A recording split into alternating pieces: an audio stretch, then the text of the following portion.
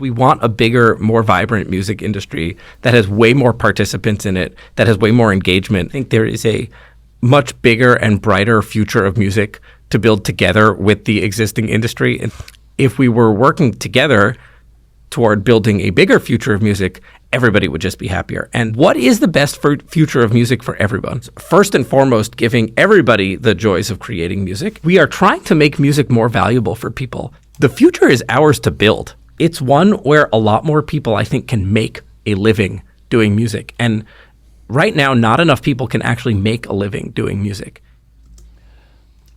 Oh my God, this is the guy that is trying to destroy the music industry single-handedly, filling the world with horrible music, specifically to piss off composers and artists out there. This is the devil incarnate himself, Mikey Shulman.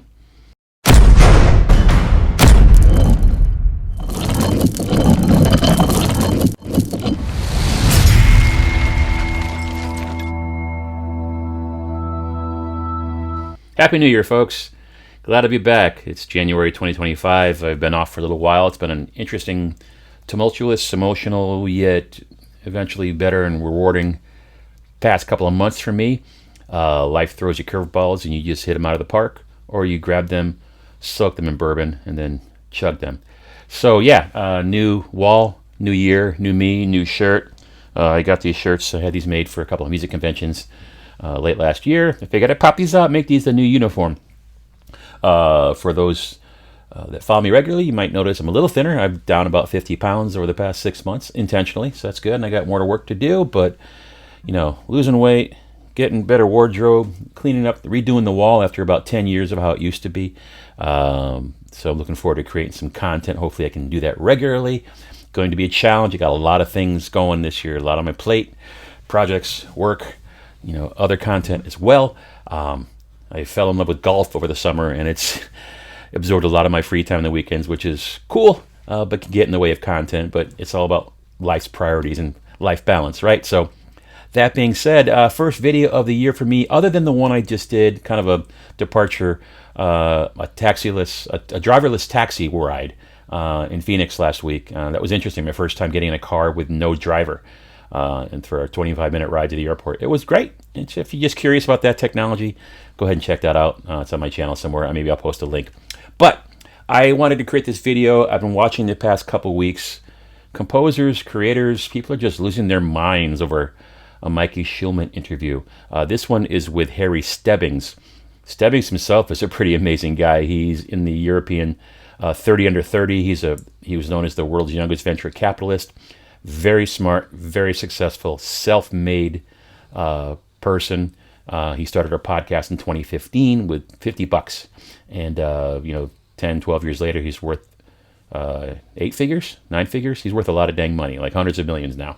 And good for him, because capitalism drives most innovation and happiness in the world today, whether or not you like that. Yeah, I said it.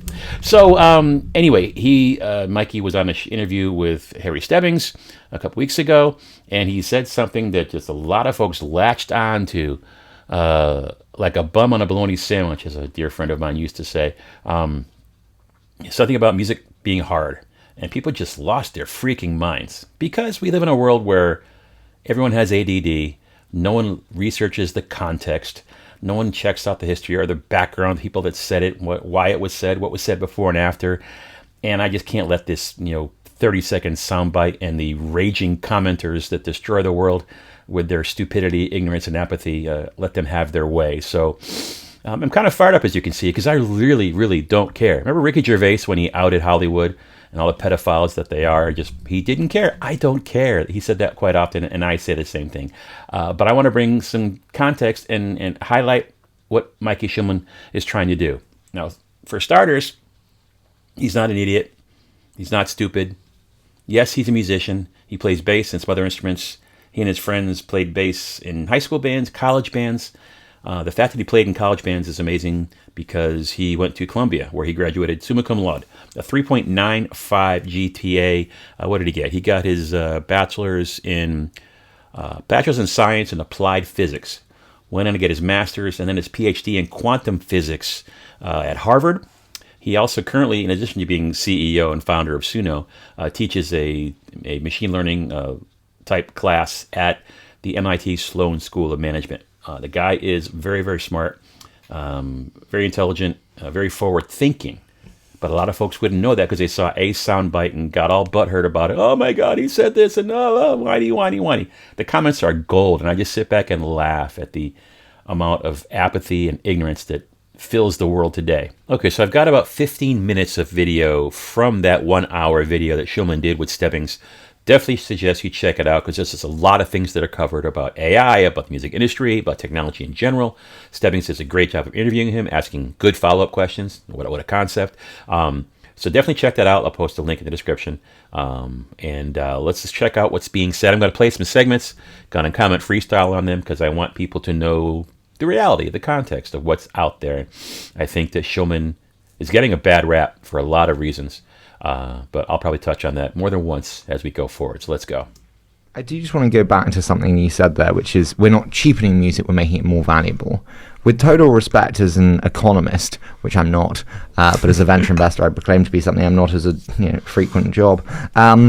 When you increase supply, it reduces the price. You are making supply infinite, relatively, practically.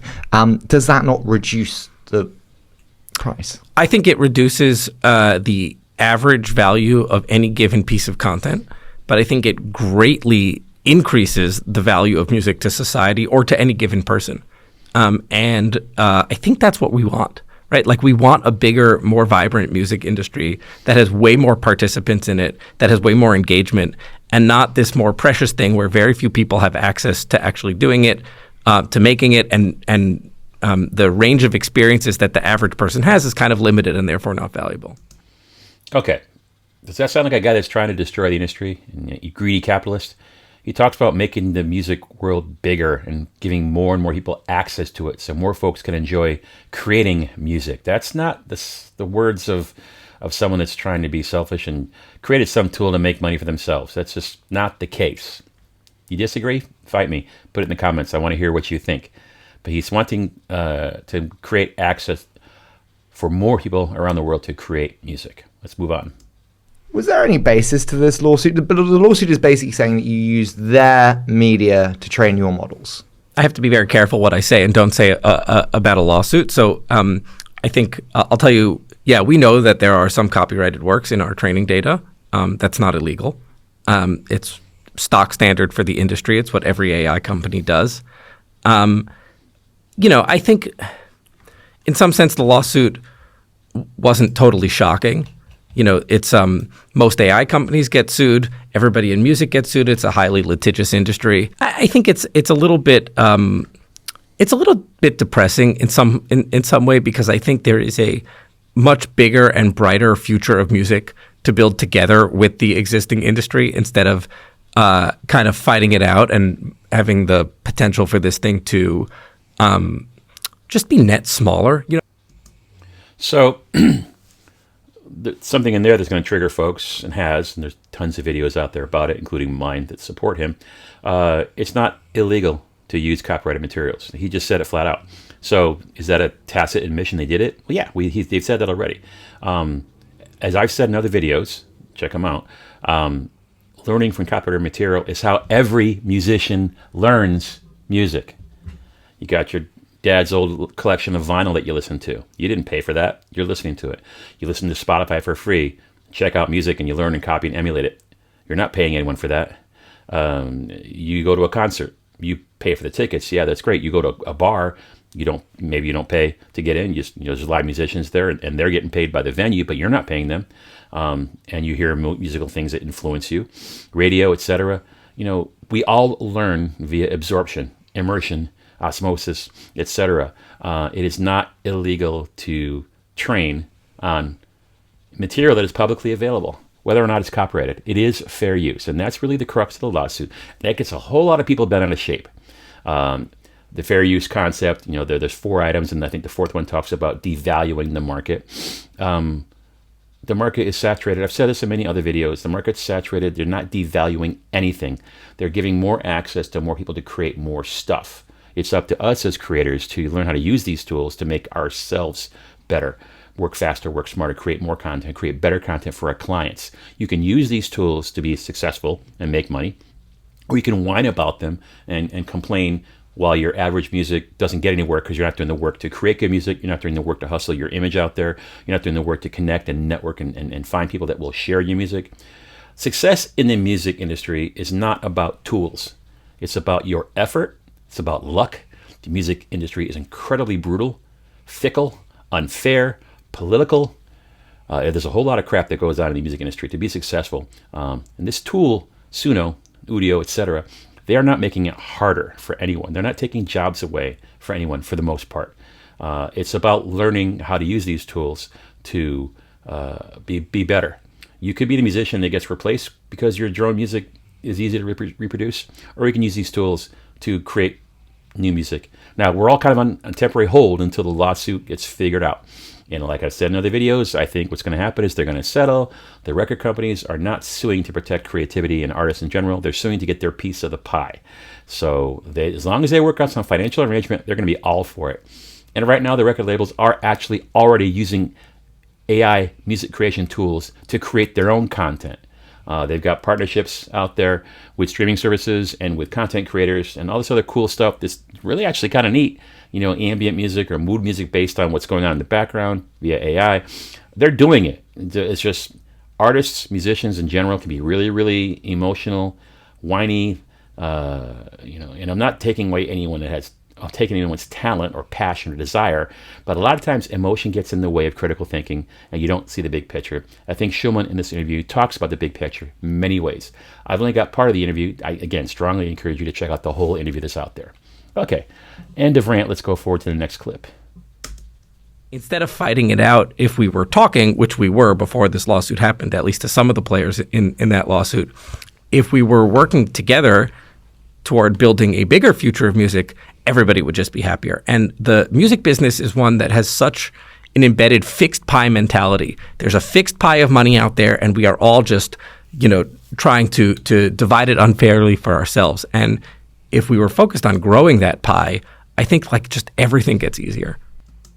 Growing the pie, fixed pie mentality, that triggers some folks. It's a fixed pie. It's a pie, and the record companies are the bakers. They own the shop, they own the stoves, they own the display cases, the refrigerators, and they control what happens for the most part. How do we get music references or recommendations based on AI, Spotify, YouTube, TikTok, etc.? Tech companies determine the flow of content. We all know about Spotify's changes to how they compensate artists and how they refer music and the scandals behind that and preferential treatment. It's payola all over again. If you don't know what payola is, look it up. It was, cash to DJs to get records played. And this is happening in a much different way, much faster on the internet thanks to technology and all this other stuff. So yes, there's a fixed pie mentality, and we, the artists and composers, don't control that for the most part. We have to bust our butts to get found. We have to network and work on relationships, etc. It's a hard business to be in. If you can't handle it, don't bother. Go have fun creating music. Just set your expectations that it's incredibly difficult to make a living doing music. And it's always been that way.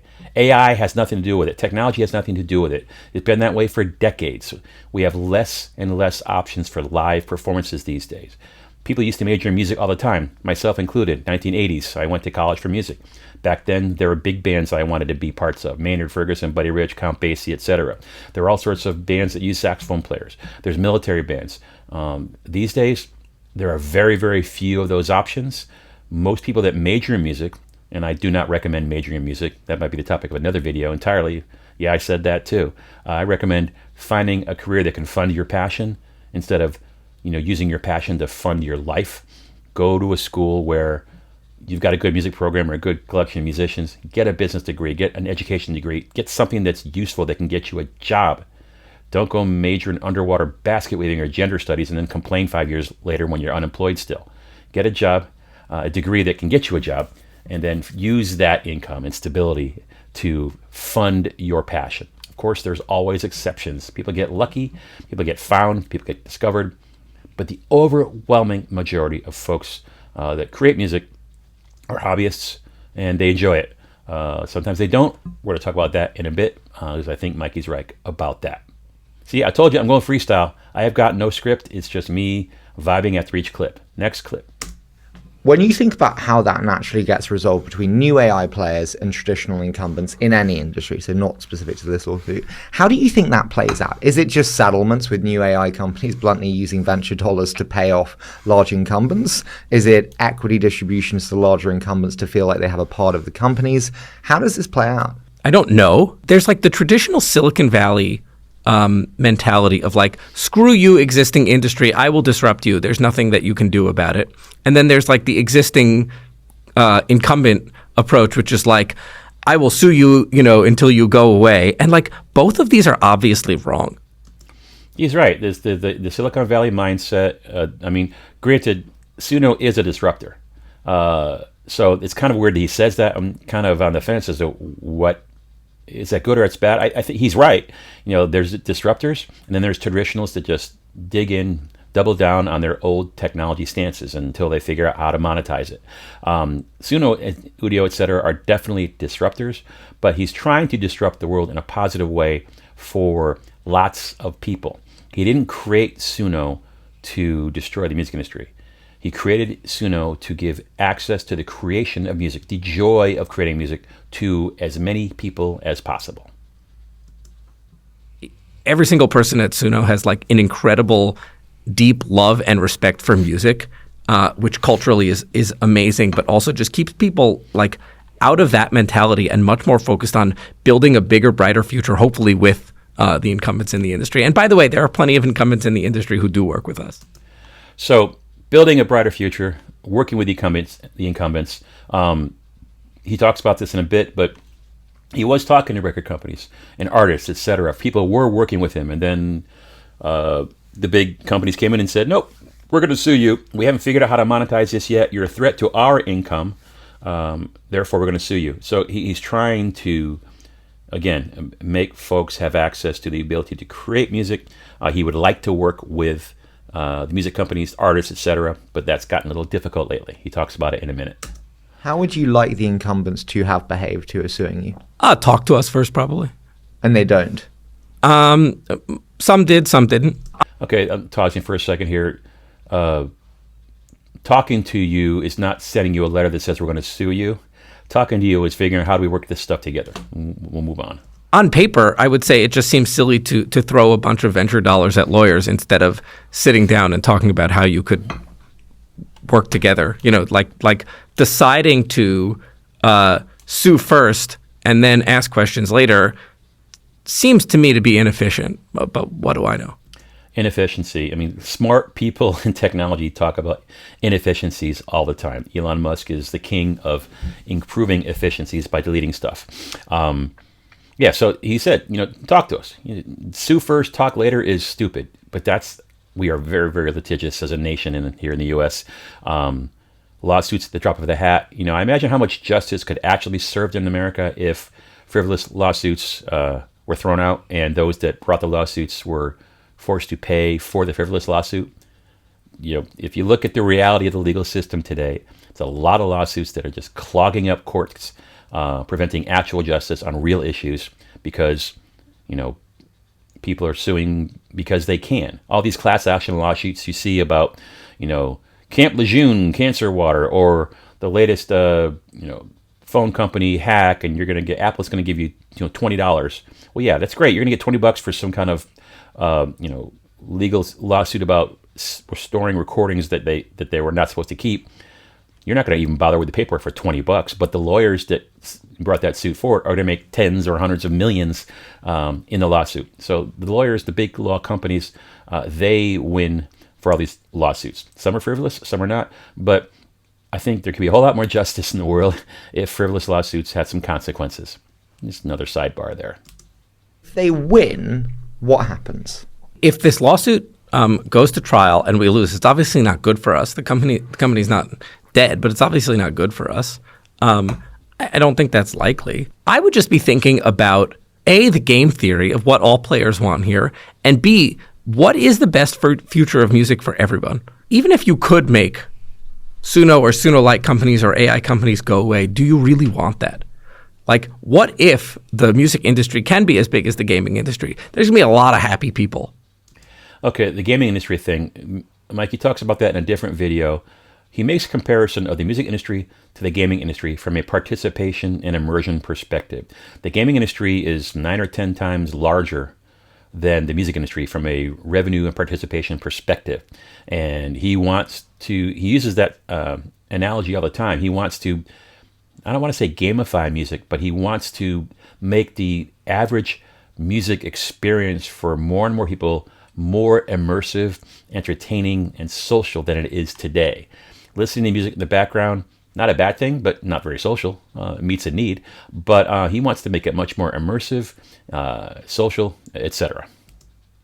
When we think about the future of music then, how does that look? Because you have existing players today, your Spotify's most namely of the world. How does that look in your ideal world? There's a few different ways. I'll tell you what I hope it is, which is that there are a lot more people participating, and there are a lot more experiences on tap. And so what does that mean? That means we didn't just want to build, let's say, a company that makes the current crop of creators 10% faster or makes it 10% easier to make music. If you want to impact the way 1 billion people experience music, you have to build something for 1 billion people. Again, making music better for 1 billion people, not trying to destroy the industry. And so that is first and foremost giving everybody the joys of creating music. And this is a huge departure from how it is now. It's not really enjoyable to make music now. Okay, here you said it. There's a setup, though. I'm going to go backwards and let's hear that again. And so that is first and foremost giving everybody the joys of creating music. And giving everybody the joys of creating music. I'm going to pause that for a second because, again, Mikey plays bass and some other instruments. His friends that he formed Suno with are also musicians.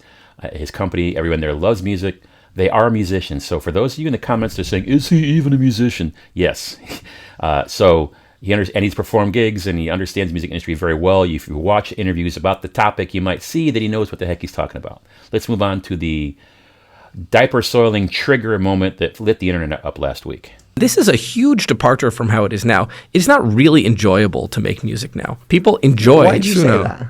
It takes a lot of time. It takes a lot of practice. You need to get really good at an instrument or really good at a piece of production software. I think the majority of people don't enjoy the majority of the time they spend making music. Okay, he said it. Majority of the people don't enjoy the majority of the time they spend making music. I agree with him. Now, those of us that perform, we love performing. We love creating. But that's only part of it. And we can go down some different paths here about what is a musician? What is talent? Is dragging samples into a DAW art? Is it making music? Is it enjoyable? Is it fun? What is it? But let's go through the rest of this because Harry Stebbings kind of brings up an analogy which I think is valid, and then Mikey's got a response. Do you not think that's like running? It is hard to run. It is painful to run. You don't particularly enjoy it, but you love running. And you get good at it, and you get better at it, and you speak to the runners, and they love running. Most people drop out of that pursuit because it was hard. And so I think that the people that you know that run, this is a highly biased selection of the population that fell in love with it. He's exactly right. So most of the people that start running stop running. Same thing for dieting. Same thing for working out. Same thing for creating music. I've talked to countless people over the decades that have fond memories of making music, but they quit for a variety of reasons. It was hard. They didn't have time. They had a teacher that just drove them crazy and made them not want to play, kind of like some sports coaches prevent talented athletes from pursuing sports because they're just jerks and they don't understand how to teach and coach. But he's right. Yes, creatives enjoy making music. I love making music all the time. I can say in the sync business, it can be a slog at times. Oh crap, I've got to crank out this, album of 12 dramedy cues or horror tension cues, and it can become somewhat robotic or machine-like when you've got a deadline. But again, becoming a good musician is difficult. Now, I may do another video on this, but over the years, things have gotten easier and easier as far as creating what we know as music today. It used to be you had to practice your scales and your arpeggios, your technique, your tone, your time, all things that I did and people my age did. You go to music school, you get your ass kicked on repertoire, classical literature, jazz literature, technique. Trumpet players are out there busting their chops on urban studies. Saxophone players are playing the Furlings etudes over and over ad nauseum. You are working to master your instrument. You are playing in ensembles. You are playing solos. You are being critiqued by professors in front of your peers, master classes. It's difficult, and the weak do not survive. They quit. And those are the folks that decided to go to music college in the first place. That's a pretty big step. And when you get to music college, either you realize you got a lot of work to do, or you realize it's not for you and you change to business degree, or you quit and go work for your parents' company or whatever.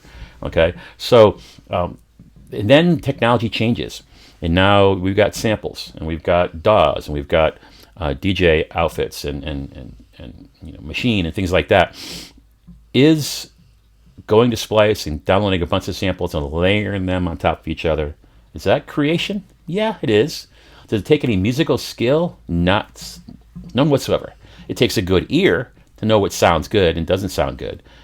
But you didn't have to practice scales and arpeggios. You didn't have to practice intonation and playing in good time, learning how to play in tune with other people live. You're not creating a song live in most cases. It's cool to watch folks do live streams of that. It's cool to go to concerts when there's someone doing a loop or using technology to create something live. That's creation, that's art. But, some 9-year-old in a house dragging loops and putting 4 things together and calling it music, is it music? Yes. Did it take musical skill? No.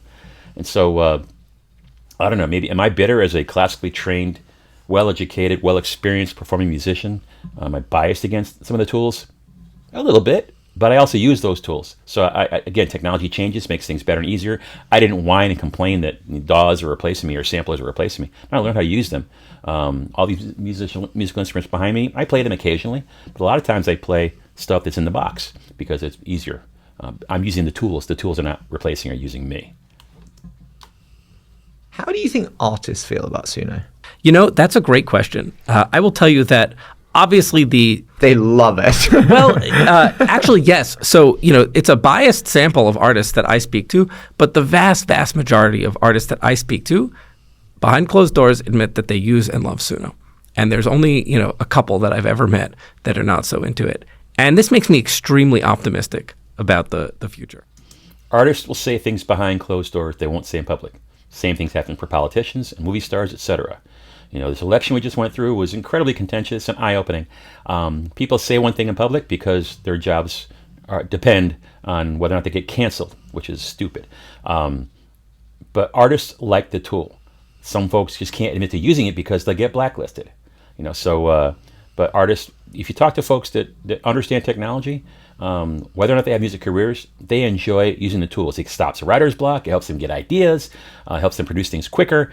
These are good tools if you learn how to use them. I'll stand by that. That's a hill I'm willing to die on. I would love to get to a world where she can have models that make Ariana Grande songs. He's talking about artists using the tool. And in this case, Ariana Grande, would it be cool if she could use these tools to grow her catalog? You've noticed in our product, you can't make Ariana Grande songs. If you put her name in, we're going to wave our finger at you and you're going to say, that's not what the future of music is. That's not original music. Suno is for original music. It's not for impersonating. Suno is for original music, not for impersonating. All the folks out there that try to use a tool and game the tool and go with complex prompts to create something that sounds somewhat like an existing work, the users are trying to manipulate the tool to create a copy. The tool is not intended for that. He just said it again. That it's not, like I said in another video, spoons don't make me fat.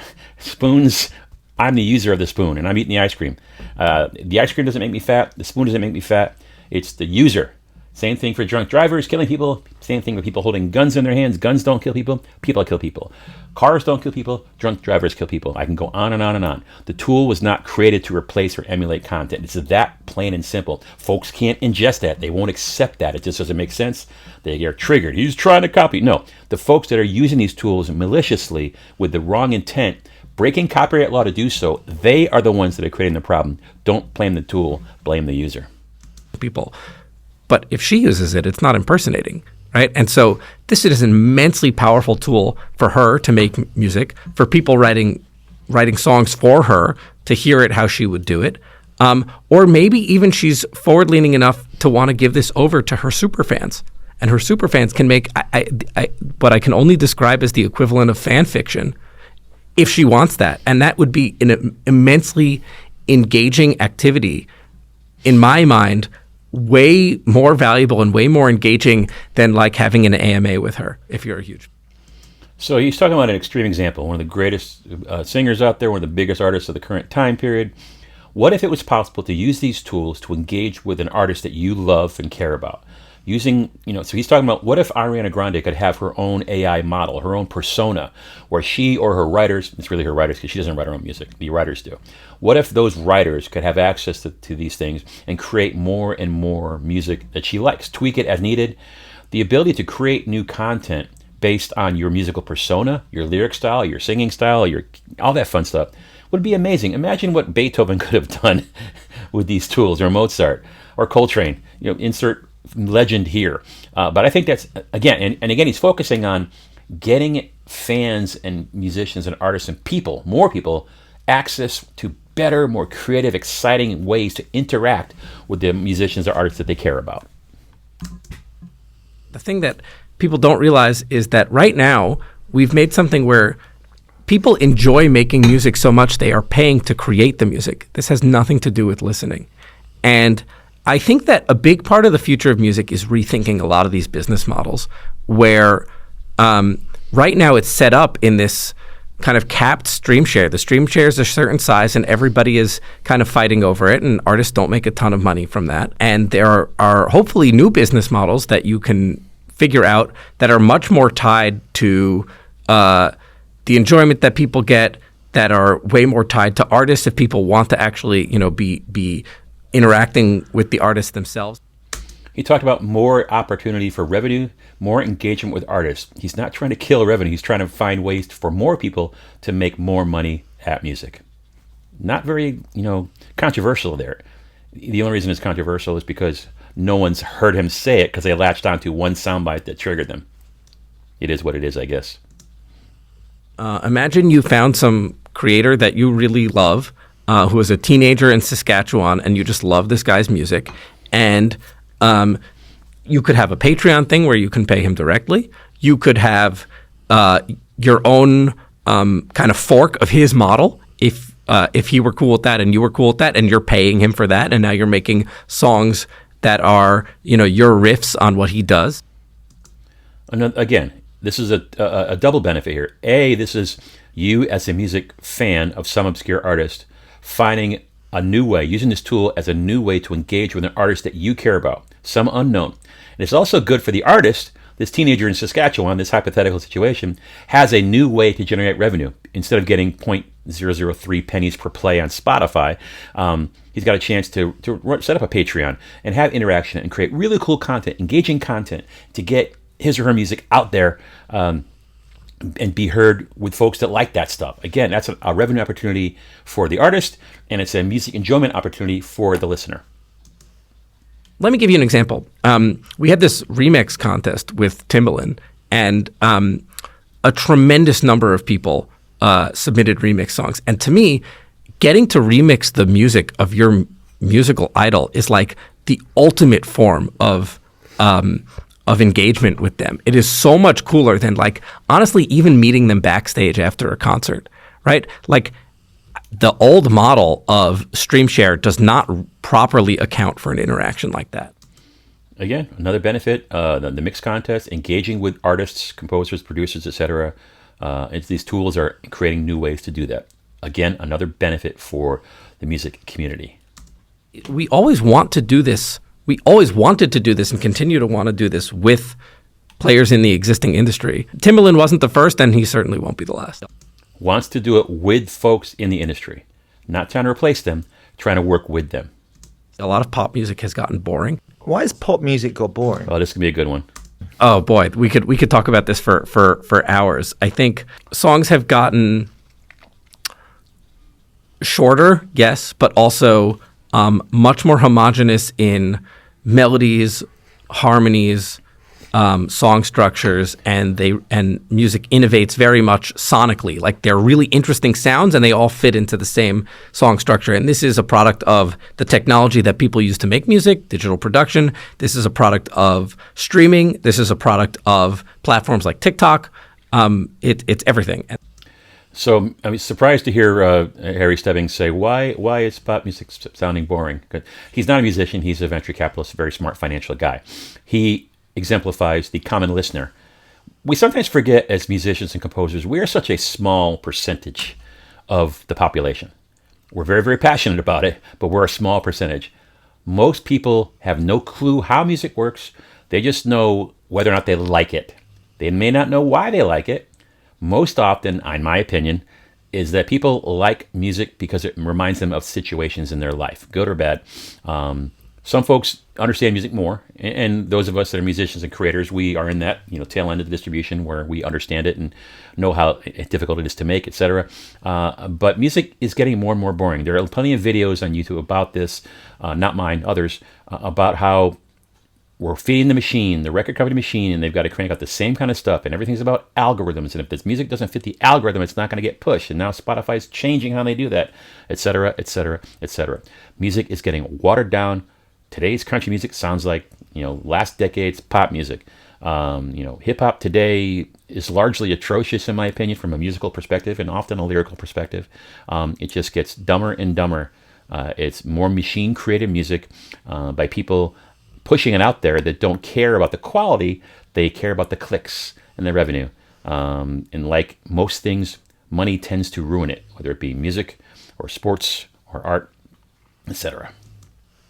How do you think about the future of music discovery when there is an infinite supply of music? In some sense, it gets harder. In some sense, it gets easier. People don't realize the extent to which discovery is already extremely algorithmic now, and that you are not always being fed as much of the long tail as maybe you want, or maybe it is exactly what you want. So, what do people think about music discovery that they get wrong? I think people don't realize the extent to which the music that is popular is a product of recommendation algorithms. You should ask somebody at Spotify or at TikTok and not me.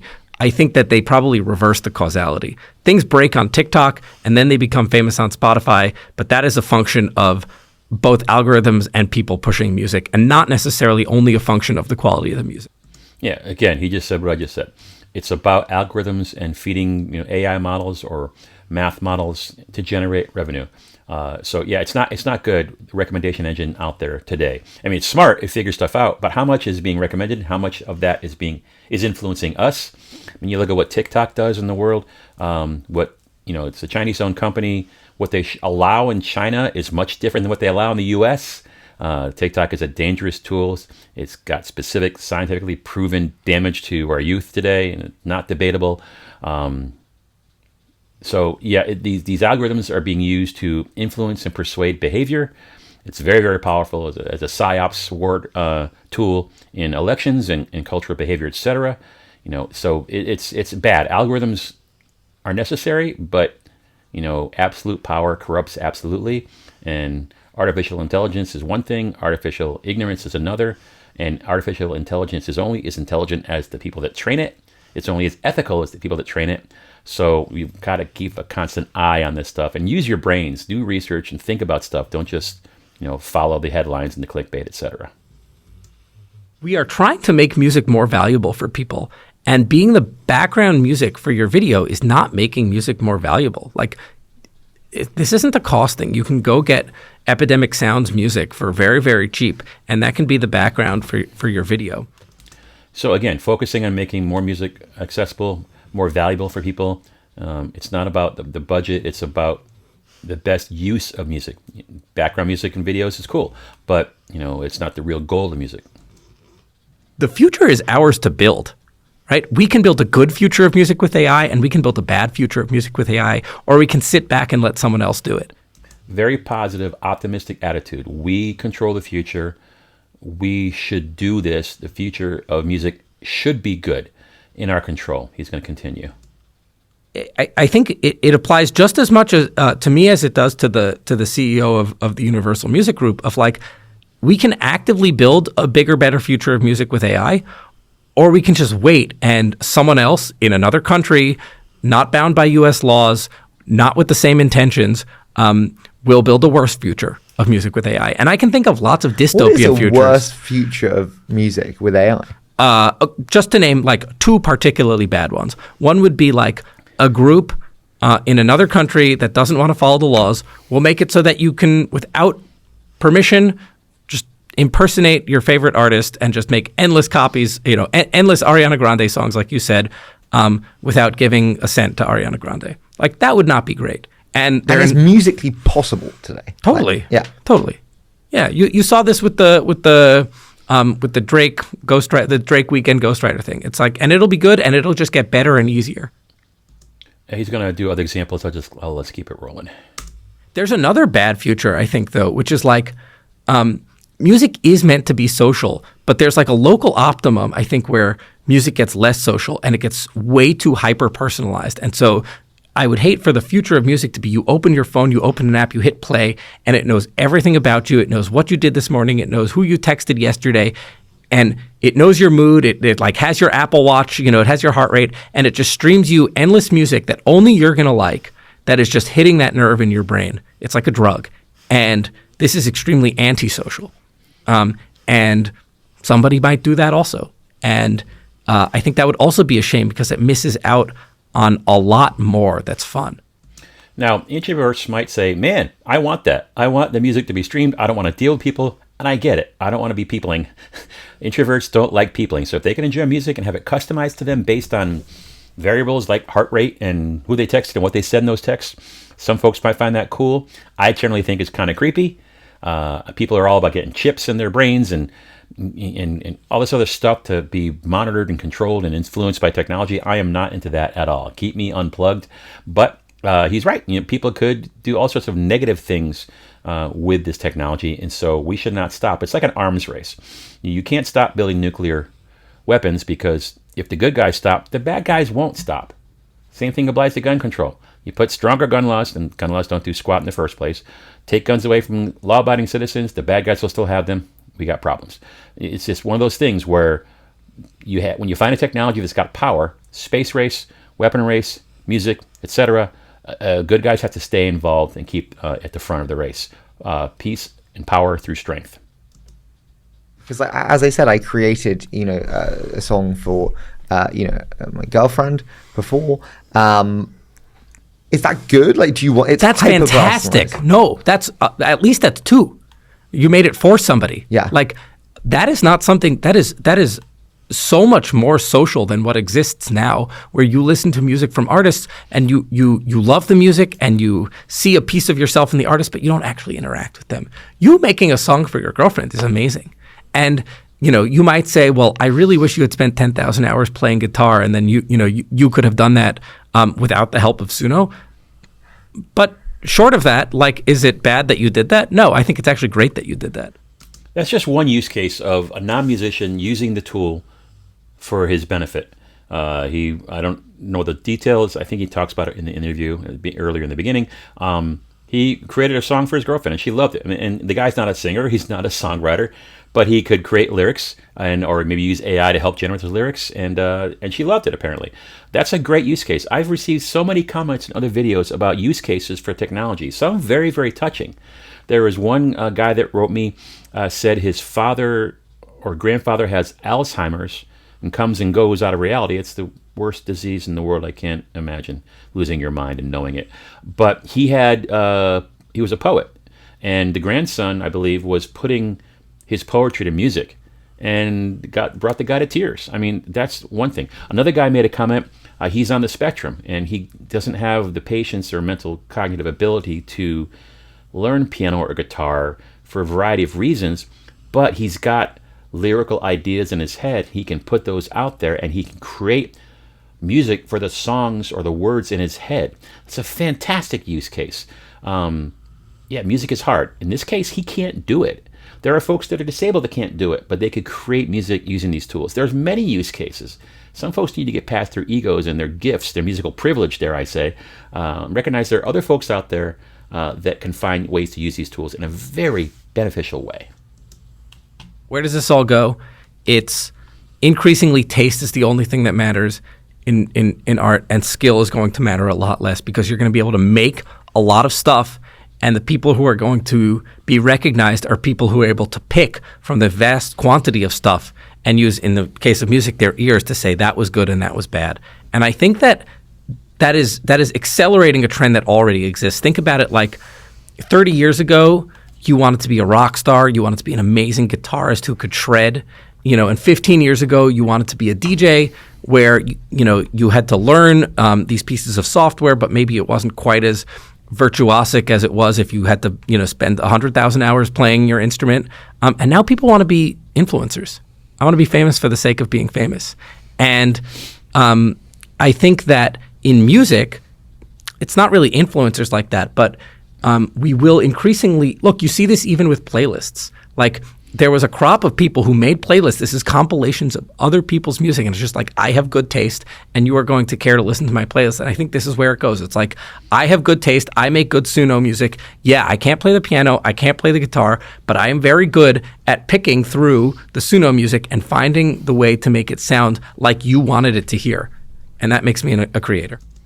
That's probably triggering some folks. I'm going to go back to the beginning of that clip because it's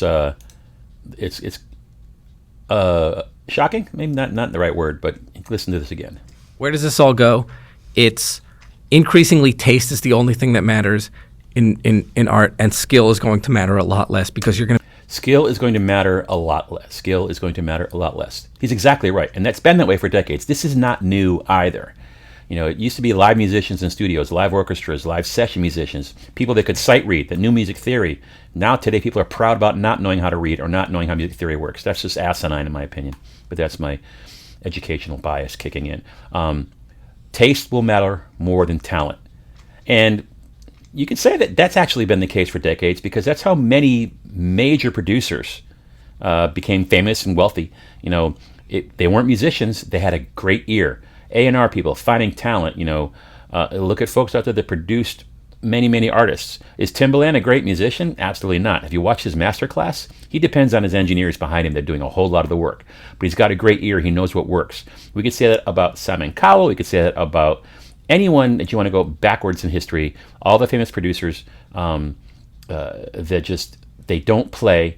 They got an ear. And if you're in sync music and you're still with me in the video, there's a lot of library owners out there that really don't know squat about music, but they know what sounds good, or they know how the game works. They're not musicians themselves, but they've got taste. They recognize talent, and they're the reason that a lot of folks are making money in the business. So this concept is not new, but it might be a little shocking to hear that taste may matter more than talent in some places. It's true. I think it got one more clip, maybe two. What should the future of music be? And because that's small question. Yeah, like that's because should is the real word there, because we need to build it, and it's the question that I think about night and day more than any other question. And I think the good outcomes here look like a lot more people doing a lot more music for a lot more hours of the day, and all of the economics will flow downstream from that. And I think about AI as a tool for achieving many of those ends. It lets a lot more people participate in creation. It lets us recommend music to people more. It lets us, it will let you tailor a song for your girlfriend to her tastes, which is like very, very powerful, because it turns out she needs to like the song for that effect to happen. It's one where a lot more people, I think, can make a living doing music. And right now, not enough people can actually make a living doing music. And I think about Instagram, or I think about photography pre and post Instagram. Very few people made a living doing photography, and now a lot more people can make a living doing photography because of Instagram. And yes, it changes the tenor of photography. Yes, it changes that every individual image is less valuable than it used to be. But in aggregate, this is a much, much better future. And that is what I would like to do for music. I love the Instagram photography analogy because it's true. And I think that last clip really summarizes his intent, his big picture, his image of the musical future. allowing more folks to make money making music, which is the exact opposite of most of the whiners and shriekers out there in the comments these days. That's a fantastic analogy. The tools, where is the clamor from the photography industry about iPhone filters and the quality of camera lenses on Android devices, etc.? Are they screaming and yelling about losing their jobs? Or are they using these tools to be better at their jobs and find more ways to make money, to find more clients, to do more creative things they couldn't do with traditional film? I think it's a damn good analogy. And I've been saying this since these tools came out, or I learned that they came out. Use the tools to find new ways to create, new ways to inspire, new ways to work faster and smarter and better, and be a service, be of value to your clients, whether they're music libraries, whether they're artists, whether it's just for fun. But I think, I shared this video, and it's a long one, but it's important to understand the big picture and not get stuck on a 30-second sound clip and then rage over the title or the quote without all of the context. He talks about music being difficult. It is true. Making music is difficult. What is making music today can be debated. Like you know my stance on dragging samples into a DAW and calling it creation. It is it's putting a puzzle together, creating a picture. Yeah, but did you create the picture itself? No, you just put the pieces together. At the end of the day, it's about creating something worthy of listening to, whether it's just for you or for a crowd. If you have the desire to make money at this, it's a much more complex struggle. Great athletes start at a young age and wanted to be famous. I want to be in the NBA. I want to be in the baseball league. I want to be in the football league. The odds of making that are incredibly slim. Some folks just have natural raw talent. Some folks hustle harder. The folks that hustle with the talent have a much better chance. But the odds of making money in the music industry are very, very small. Doesn't mean you shouldn't do it. Just try to temper your expectations to really focus on reality and perspective, odds, probability. At the end of the day, make sure you're doing what you can to enjoy music, because when music becomes a slog, you don't want to do it. Getting back to my point, find a career, find some way to fund your passion. Don't try to use your passion to fund your life, because you will take the thing you love and eventually hate it. It is hard to be successful in the music industry, and a lot of people do quit. That's a true statement. Sorry if some folks get triggered by it, but it is hard. People confuse performing with the work that it takes to get there. Some folks are out there playing crap music. Some folks are playing really good music. But performing, the joy being on stage, there's nothing like it. But the work it takes to get good can be a slog. Do people enjoy doing scales? Hell no. Do people enjoy figuring out how to read music or understand music theory? No. But it's necessary. People enjoy working out. Some folks get the rush. Some folks see it as an effort towards a better, end. But that being said, first video of 2025. I hope this was useful. I'm not going to do much editing on this. I may just add some text, but again, I want to share the truth. I don't pull punches. I try to be realistic, keep it real, and hope that was enjoyable. If you haven't already, well, first, if you made it this far, thank you very much. I have no idea how long this video is, probably an hour or so. I might do a shorter version, do a cut down, make it short. I have no idea if I can, but I do appreciate you sticking around. Hoping 2025 is going to be a great year for everyone, for the country, for the industry, for you as an individual. Use these tools to create more. And that being said, go make something great. Thanks for watching.